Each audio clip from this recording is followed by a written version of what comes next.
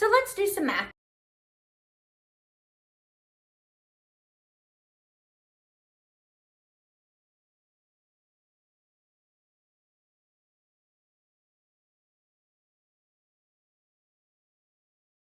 That represents how big this unit for development is. First thing I know is that this is 175 acres. This question has square feet.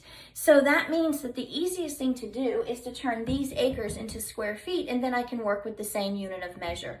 So to do that, I'm going to need to know how many square feet are in 1 acre.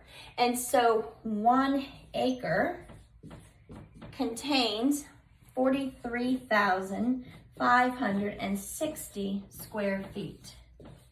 And you're going to need to memorize that figure because that figure is definitely going to be on the state exam.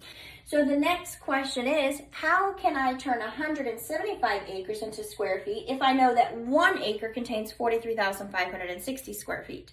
And of course the answer is I can multiply 175 by 43,560. This huge tract of land is 7,623,000 square feet. And now the question says, if every single lot is 7,500 square feet, how many can I get in there? But of course, we have more information before we're there because it tells you that the developer is reserving 25% for land and streets and sidewalks. So what that means is you can't use 25% of this.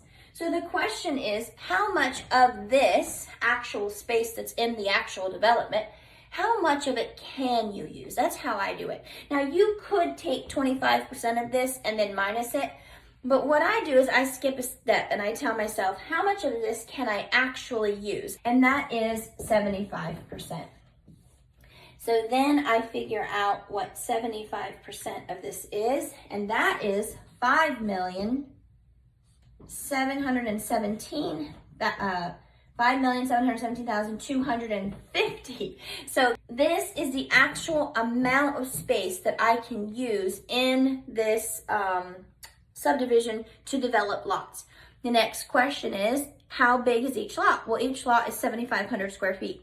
So what I need to figure out now is, how can I figure out how many 7,500s will go into this number?